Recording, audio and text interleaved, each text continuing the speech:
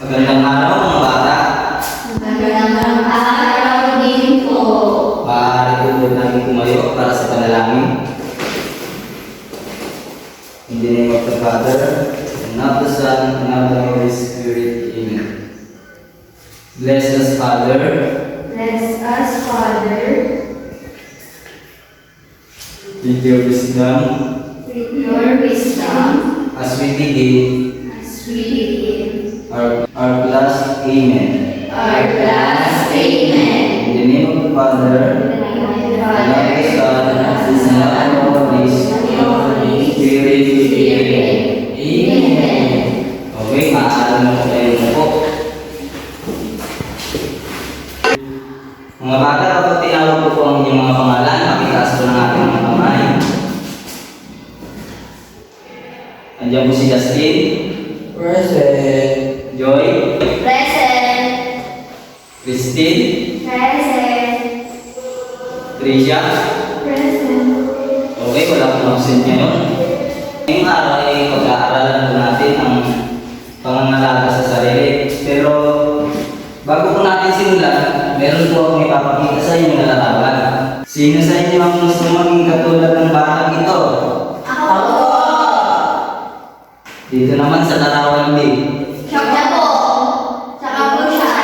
Si Daddy na po. Ano? Siya po. Si Daddy. Siya. Saka po ito. Quiet.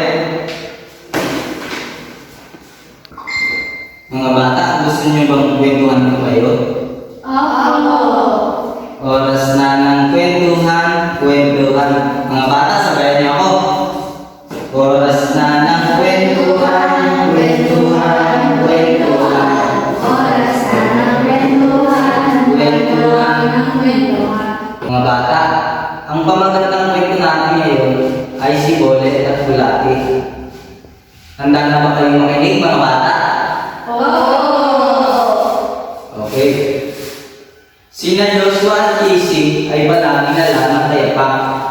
Sawang-sawa na sa kababawan sina Tatay Pedro at Nanay Leia, pero talaga matigas ang ulo ng magkapatid. Kapag nakaharap ang kanilang magulang, isinusuot nila ang kanilang tsinelas.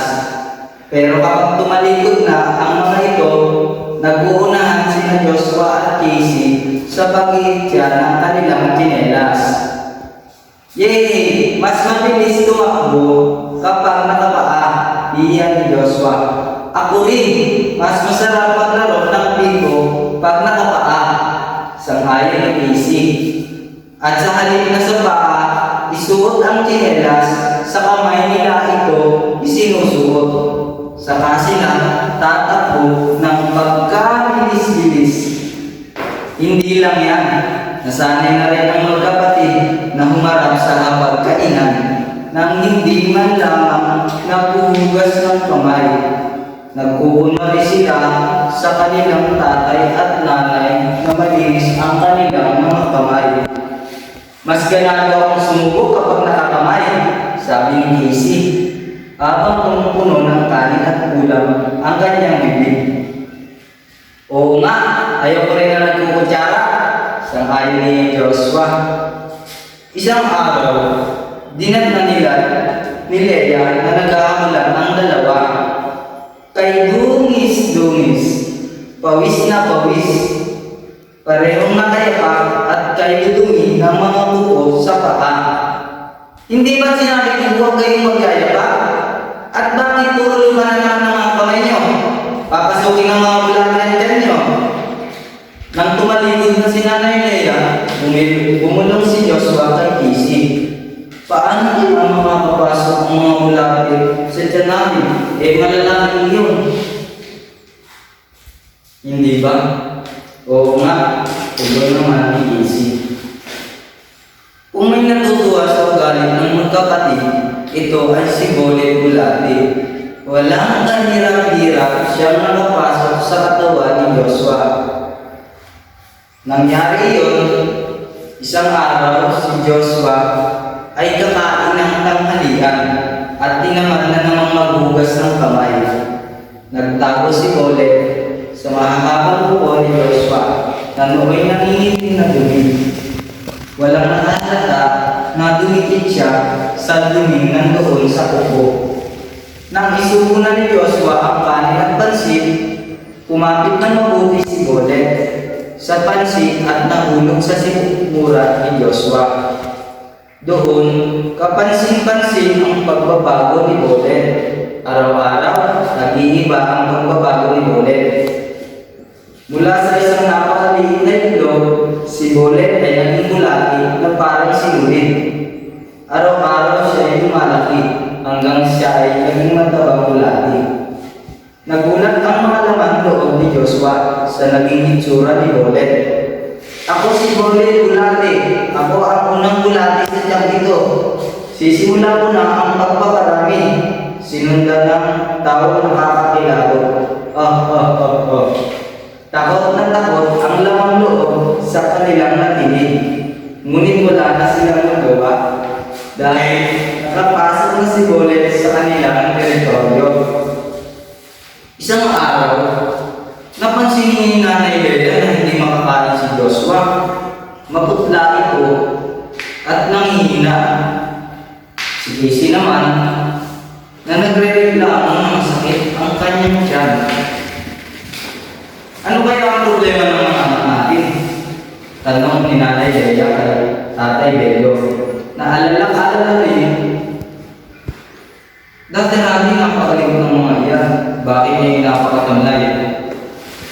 Kaya bukas na bukas din ay pupunta tayo sa doktor. Baka pukang na yan. Sagot ni Tatay Bello. Nay, may bulati ko pa sa pupo. Daling bintahan ni Tatay Bello at Nanay Leia ang kanilang anak. Bulati pala ang dahilan kung bakit ka nanghihina, sabi ni Nanay Leia. Siguro may bulati rin ang kapatid mong si Casey. Huwag kang mag-alala, pupurgahin natin sila, sagot ni Tatay Bello sa kanyang asawa.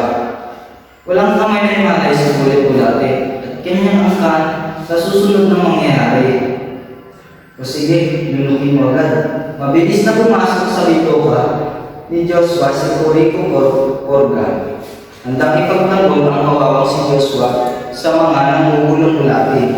Ang pas dito, ang pas doon.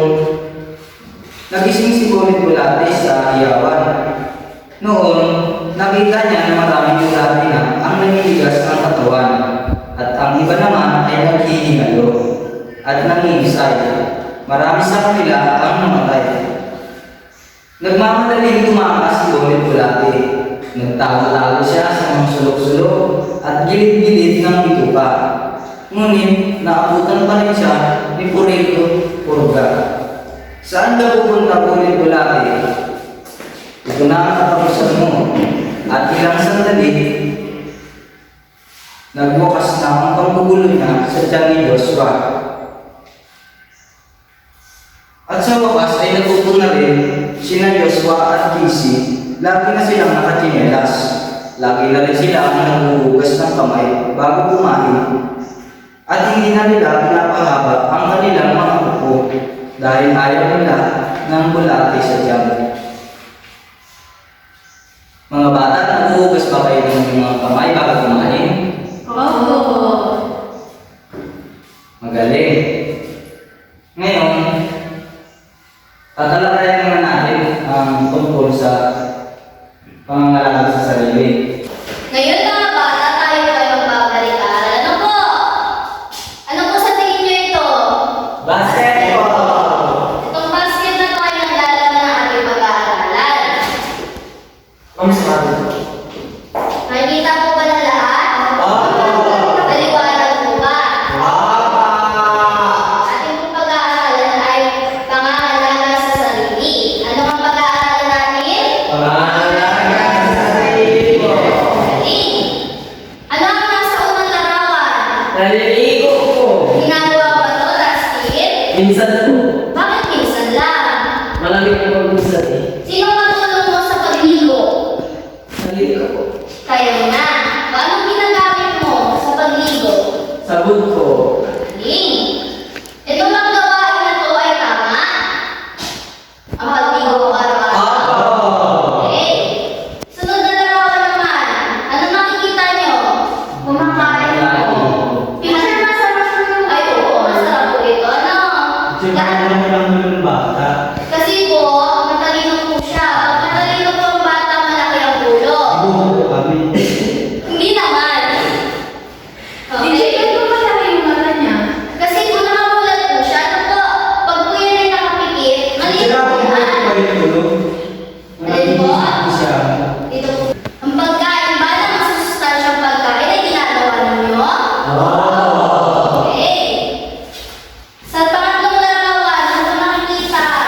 Salamat po.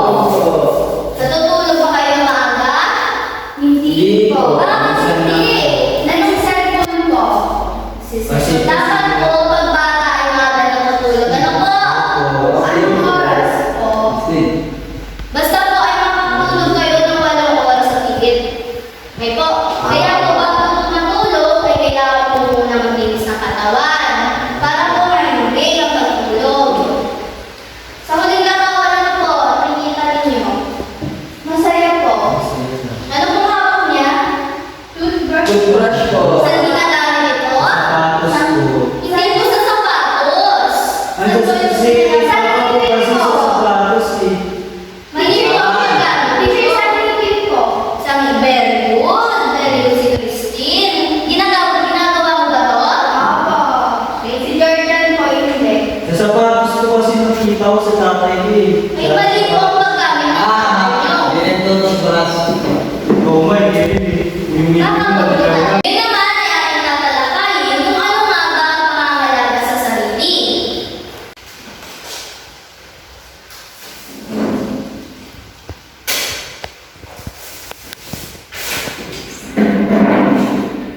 Justin, ang paa mo.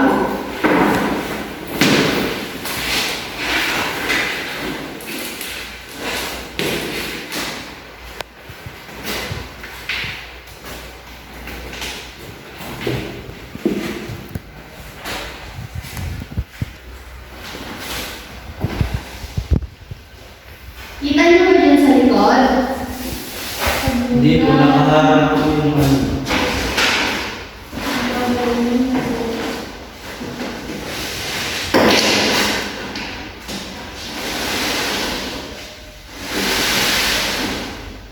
Kita niyo po? Oo. Ngayon, pag-aaralan natin ang tungkol sa pangalaga sa sarili. Paano nga ba natin pinangangalagaan dapat ang ating sarili? Justin, ang pahay ka ba? So, okay. Pakibasa po.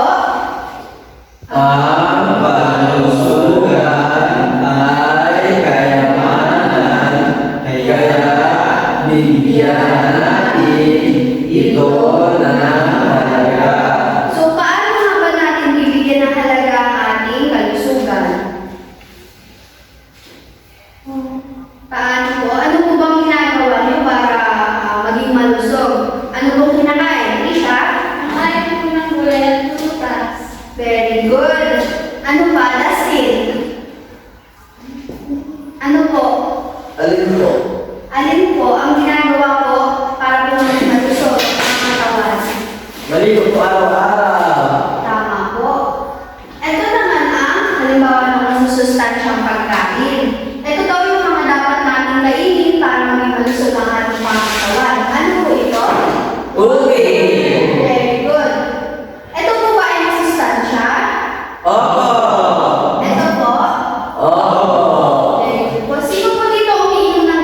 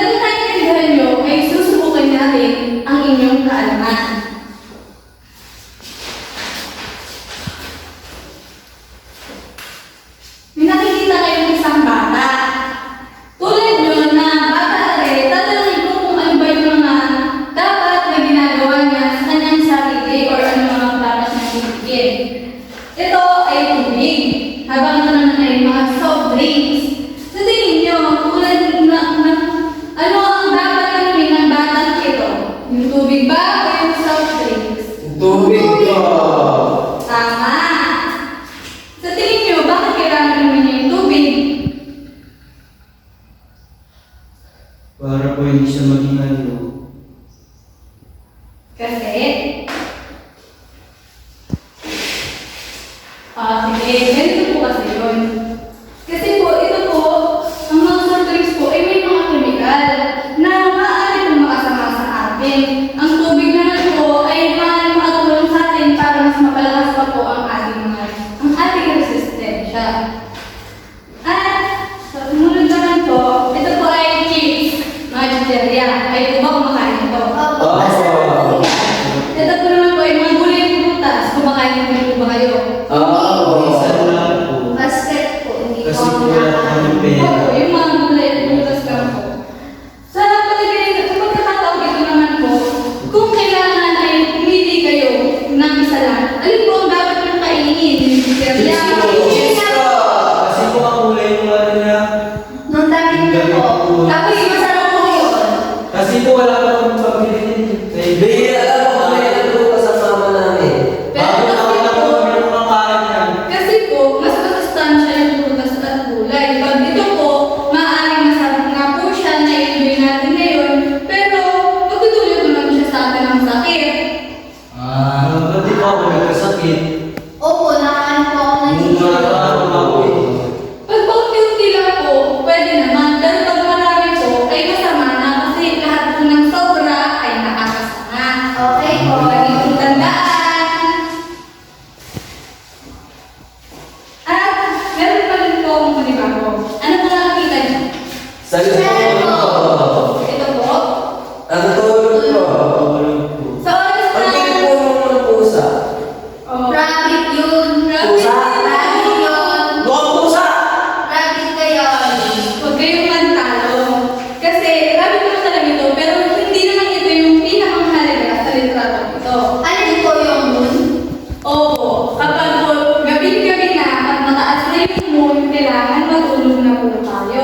Kapag mo po Teacher, kayo. nakaba po ba yung moon? Oo, kasi po, para tumaas naman po yung araw. Tulad po dito, pag nandiyan na po yung oras, alas 9 na po niyan, 9 PM na. Oras na po niya dapat matulog. Pero ano po ang gagawin nyo? Magse-cellphone ba o matutulog na? Cellphone po. Nakakasama po yun sa kalusugan. Sabi ko, Pero maganda- May nilalag na ako niyan eh. Maganda po yung nasa cellphone. cellphone muna bago matulog eh. Yung may May games po, may Minecraft, tapos yung barilan po. Pwede naman kayo mag-cellphone, pero Ano na dapat. po yung ML, ma'am? Po? ML po? Ano po yun? Opo, pamilya po sa inyo. Ma'am, lalo po tayo ano? Ano po lang yun? Inandun sa lugar na si Patayo. Teacher, bakit ko nakangiti yung bird? Eh, di ba po tulog siya? Ba't po siya nakasmile? Kasi po, hindi na po siya nag-cellphone bago matulog. Kapag po kasi natulog tayo ng hindi muna nag-cellphone, magkakaroon po tayo ng magandang panaginip. Kaya po siya nakangiti. Kaya dapat, iwasan na lang po yung pag-cellphone bago matulog. Kaya, kaya po pala bakit si Dustin?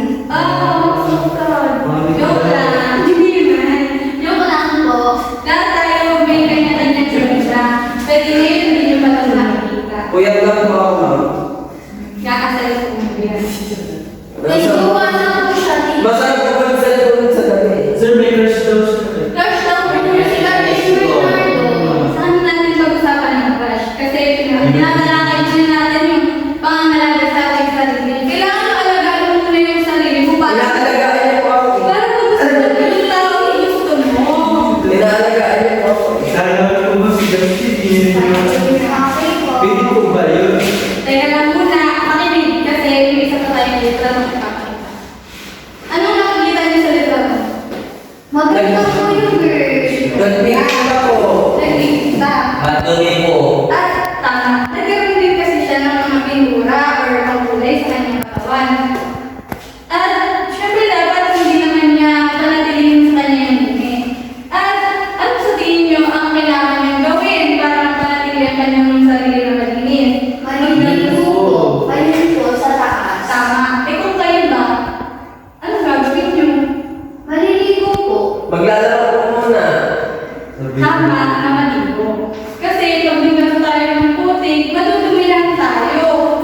Eh, madumi naman ako eh. Kaya nga, dahil madumi na, kailangan maglinis na Di tayo. ba kumukuha ng tubig?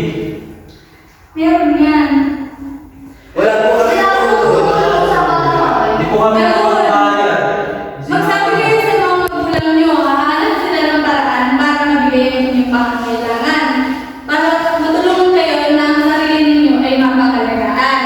Naiintindihan nyo na ba? Opo. Ano nga ang dapat gawin kapag madumi? Maglinis po ng katawan. Tama. At kung gabi na, dapat na anong gawin? Maglilinis po bago matulog. Ay, magsa-cellphone po bago matulog. Matutulog na. Huwag na kayong mag-cellphone kasi pwede kayong maapektuhan ng hirapan kayo sa pagtulog kapag kaganon. Sa pagkain, ang dapat? Prutas po, tsaka gulay. Tama. Kaya yan po naman. Oo, opo, tama. Katulad doon at Pwede uminom mo po kayo kainin? Teacher, pwede po kami na lang. Hindi po. Mas maganda pag totoong pagkain. Pag po si teacher ay nagkaroon pera, magbibigay ako ng masusustansyang pagkain sa inyo. Wala po ba na pera? Mahirap pala si teacher.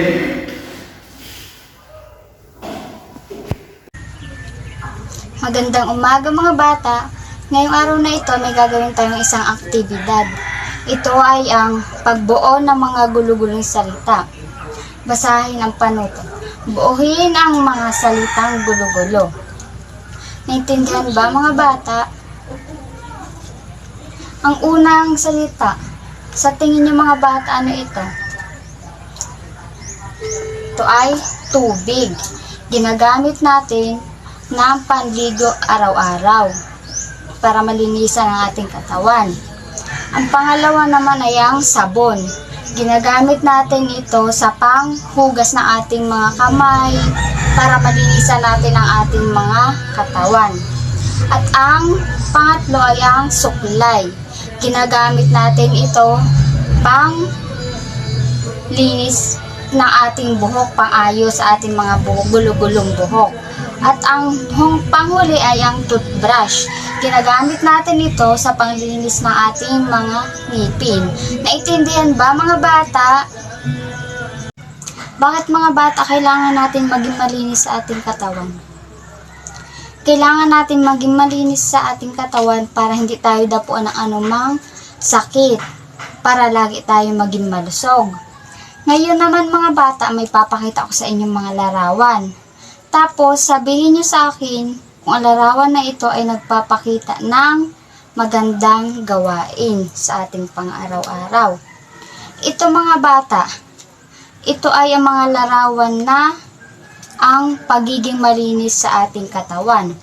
Lagi dapat tayong nag-aayos ng ating buhok, lagi dapat tayong nagtututbrush, dapat lagi na tayo naghihilamos at naglilinis ng ating mga kamay para mapangalagaan natin ang ating mga sarili para hindi tayo magkasakit mga bata, para lagi tayo maging malusog. Dapat nating ugalihin mga bata ang paliligo araw-araw para manatili tayong malinis. Gumamit tayo ng sabon, shampoo para sa ating mga buhok. At ugaliin din natin bago matulog ang maglinis ng katawan para maging presko sa ating pakiramdam. May kasabihan nga tayo mga bata na ang kalusugan ay ating kayamanan. Bakit natin sinasabi na ang kalusugan ay kayamanan? Dahil kung lagi tayong malusog at walang sakit, maganda ang ating buhay. Lagi tayong masigla, makipaglaro sa mga bata. Ngayon naman mga bata, may papakita ko sa inyong mga bagay. Sabihin nyo sa akin kung saan ito ginagamit.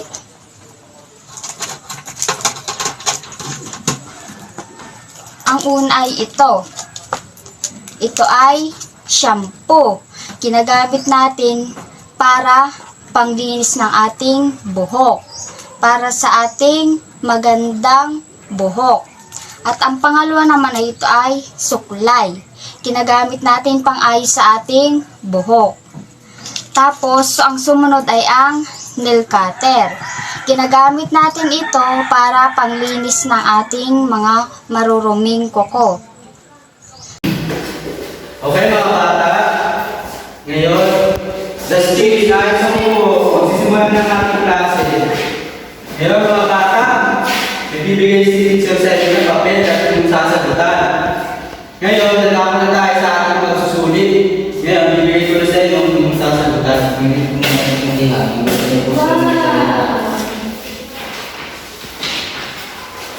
Bibigyan ko lamang kayo ng mga para sa sagutan diyan. Teacher, nakawala po yung lapis ko. Kahit hindi ko pencil. Ito po, ballpen yung pinili. Teacher, wala akong ballpen. Ito, wala. Ano to? Ay, Ito ba?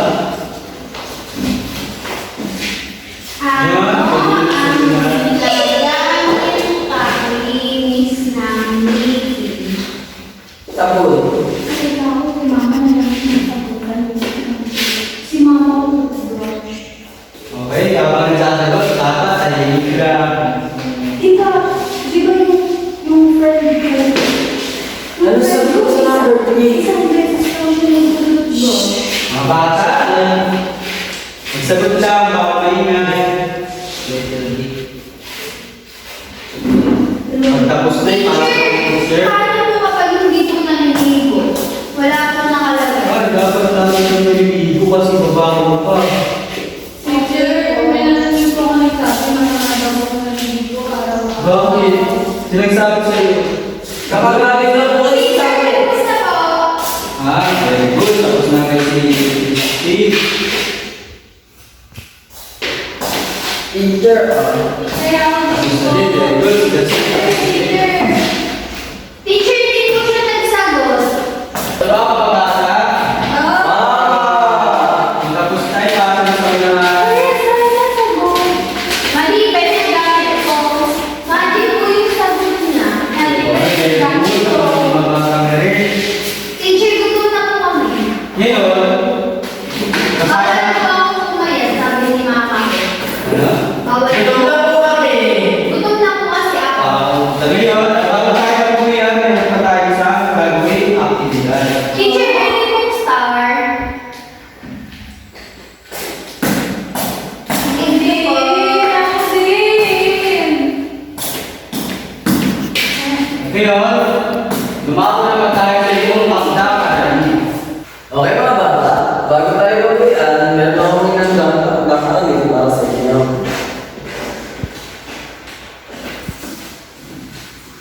Nabasa na ako. Gumuhit ng limang kagamitan na nagpapakita ng pangangalaga sa inyong sarili. Okay. Ay, yung pagkakalit ay bumuhay na rin mga kagamitan. Sir, kailan pong umasa yan, sir? Bukas po, may pasok. Sige po. Okay.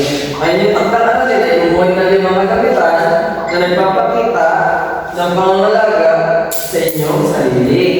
Sir, paano po gumuhit? Mag-drawing po kayo.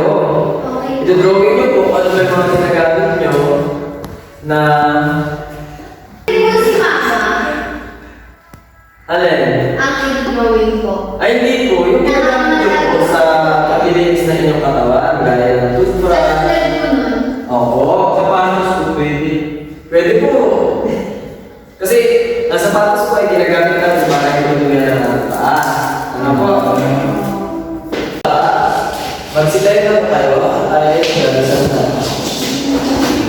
In the name of the Father, Pwede po po sa father. and of the Son, and of the Holy Spirit.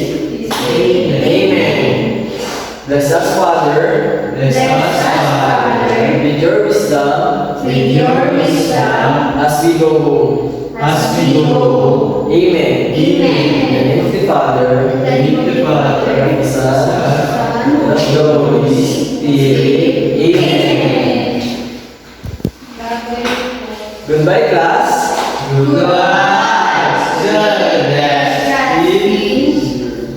Goodbye, classmates. classmates. Bye-bye, sir. Thank you. Kailan po tayo? Salamat sa pakikinig mga bata. Hanggang sa muli. Paalam.